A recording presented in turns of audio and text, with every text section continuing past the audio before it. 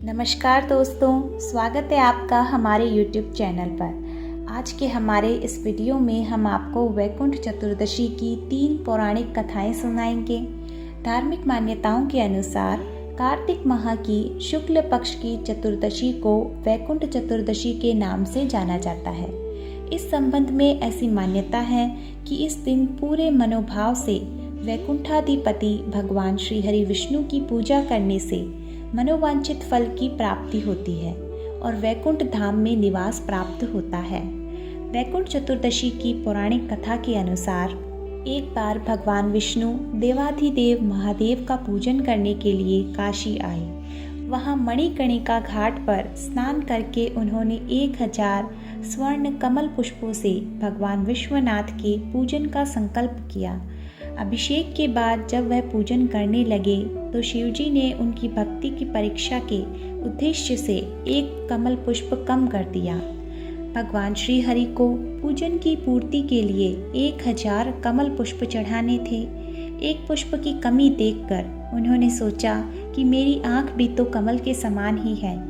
मुझे कमल नयन और पुंडरीकाक्ष के नाम से जाना जाता है। यह विचार कर भगवान विष्णु अपनी कमल समान आंख चढ़ाने को प्रस्तुत हुए। विष्णु जी की इस अगाध भक्ति से प्रसन्न होकर देवाधिदेव महादेव प्रकट होकर बोले, हे विष्णु, तुम्हारे समान संसार में दूसरा कोई मेरा भक्त नहीं है। आज की यह कार्तिक शुक्ल चतुर्दशी अब वैकुंठ चतुर्दशी कहलाएगी और इस दिन व्रत पूर्वक जो पहले आपका पूजन करेगा उसे वैकुंठ लोक की प्राप्ति होगी। भगवान शिव ने इसी वैकुंठ चतुर्दशी को करोड़ों सूर्य की कांति के समान वाला सुदर्शन चक्र विष्णु जी को प्रदान किया। शिव जी तथा विष्णु जी कहते हैं कि इस दिन स्वर्ग के द्वार खुले रहेंगे।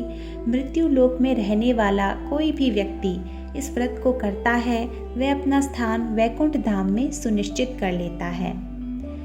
पहली कथा समाप्त होती है। दूसरी कथा के अनुसार धनेश्वर नाम का एक ब्राह्मण था जो बहुत ही बुरे कर्म किया करता था।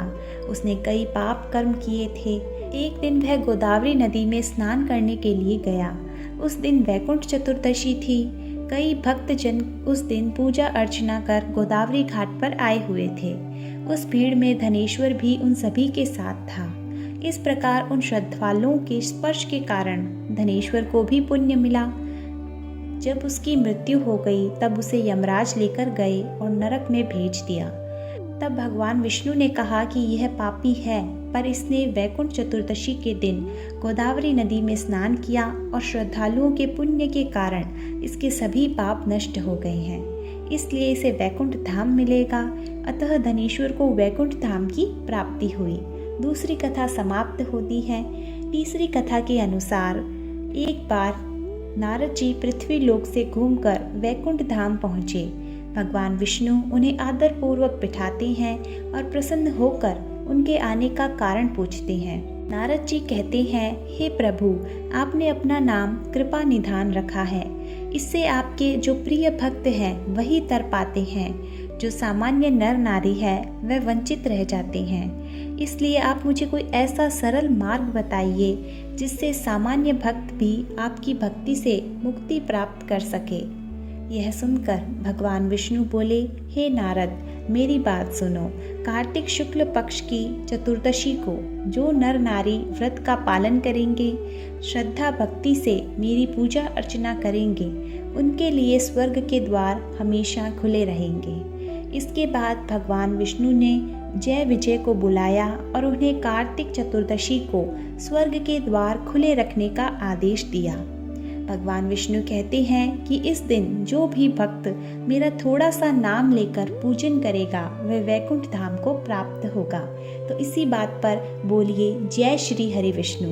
तो आपको ये वीडियो कैसा लगा हमें कमेंट करके ज़रूर बताएं। अगर अच्छा लगा हो तो इसे ज़्यादा से ज़्यादा शेयर कीजिए, लाइक कीजिए और कमेंट में जय श्री हरि विष्णु अवश्य लिखें। धन्यवाद।